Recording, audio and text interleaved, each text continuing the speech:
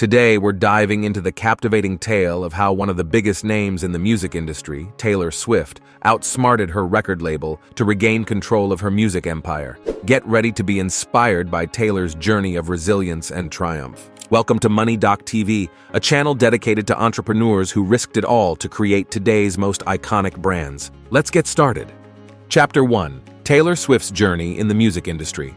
Taylor Swift, a singer-songwriter from Pennsylvania, started her music career at a young age. In 2003, at just 13 years old, she visited record labels in Nashville, hoping for a deal, but faced rejection. However, in 2004, Swift caught the attention of RCA Records at a showcase and secured an artist development deal. This led her to move to Nashville, where she collaborated with experienced songwriters. By 2005, Swift, at 15, had become the youngest artist signed by Sony ATV Tree Publishing House. Despite this, she left Sony-owned RCA Records over concerns about being sidelined in development deals. Her talent didn't go unnoticed as she performed at Nashville's Bluebird Cafe, catching the eye of Scott Boretta, who was starting his own record label, Big Machine Records. Swift signed a significant 13-year deal with Big Machine, becoming their first artist. Despite giving Big Machine ownership of her first 6 albums masters in exchange for an advance, Swift retained the publishing rights due to her role as the main songwriter. Over the following years, Swift released 6 highly successful albums with Big Machine, solidifying her status as one of the most successful artists in history. Chapter 2. The story behind her decision to re-record her albums. In 2019, Taylor Swift had a big argument with Big Machine Records and its leaders, Scott Boretta and Scooter Braun. The fight was about who owned the original recordings of her first 6 albums. Swift wanted to have control over her music, but Big Machine and Braun had bought the rights to her songs. Before this, in 2018, Swift had finished her contract with Big Machine and signed a new one with Republic Records. But in 2019, news came out that Braun had bought Big Machine for a lot of money, $330 million. Swift was upset because she wanted to own her songs, but now Braun had them. Swift said she had tried to buy her songs from Big Machine, but they didn't give her good options. Boretta from Big Machine said Swift had the chance to buy her songs, but she didn't want to. This made the argument even bigger. Because Swift couldn't own her original songs, she decided to re-record them. She released new versions of her albums Fearless, Red, Speak Now, and 1989 from 2021 to 2023. This way, she could have full control over her music. The argument between Swift and Big Machine, Boretta and Braun got a lot of attention in the media. It showed how artists can struggle to own their music in the music industry. But Swift's decision to re-record her albums gave her more control and power over her songs. Chapter 3. Support for Taylor Swift's battle for ownership.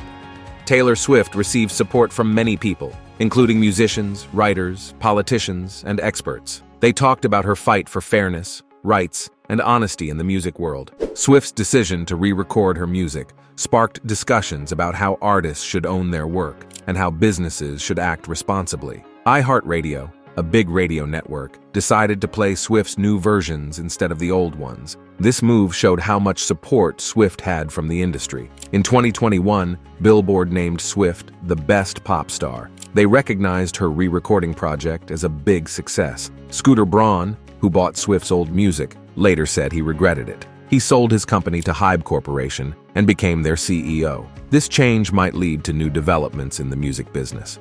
Chapter 4. Understanding music copyrights in the United States.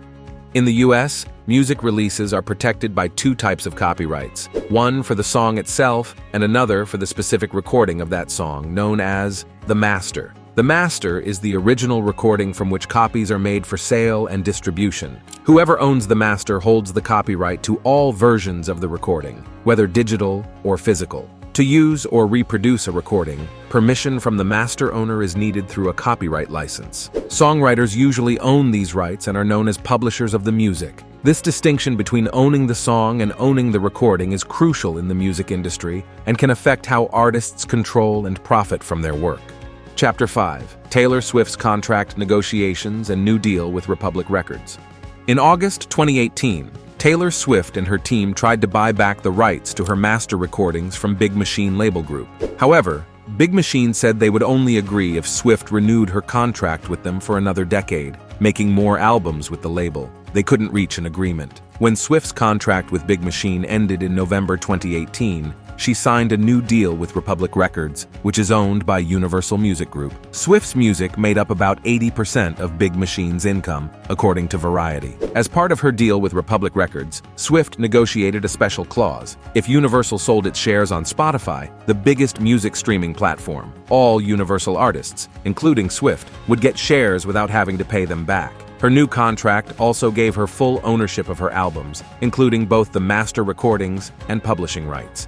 Chapter 6. Scooter Braun's acquisition of Big Machine Label Group. Scooter Braun, a well-known media entrepreneur and talent manager, gained attention for managing popular music artists like Justin Bieber and Ariana Grande through his company, SB Projects. In June 2019, it was widely reported that Braun's holding company, Ithaca Holdings LLC, had bought Big Machine Label Group for around $330 million. This acquisition included all aspects of Big Machine's business, such as its artists, distribution deals, publishing rights, and music masters. As a result of the acquisition, ownership of all the masters and copyrights from Big Machine, including Taylor Swift's first 6 albums, shifted to Braun. Chapter 7. Scott Borchetta's response to Taylor Swift's allegations. Scott Borchetta, founder of Big Machine Label Group, addressed Taylor Swift's claims in a blog post titled, "It's Time for Some Truth," on the label's website. Borchetta revealed that a phone call took place on June 25, 2019, between Big Machine shareholders and Scooter Braun's Ithaca Holdings regarding the acquisition. Despite being a minority shareholder, Swift's father, Scott, did not participate due to a strict non-disclosure agreement. Borchetta stated that he texted Swift on June 29th, asserting that she was aware of Braun's acquisition beforehand. He refuted claims of Braun being hostile towards Swift and shared a text message purportedly from Swift before she signed with Republic Records. In the message, Swift allegedly agreed to a 7-year contract with Big Machine under the condition of owning her audiovisual works. Borchetta proposed a 10-year contract, which Swift declined.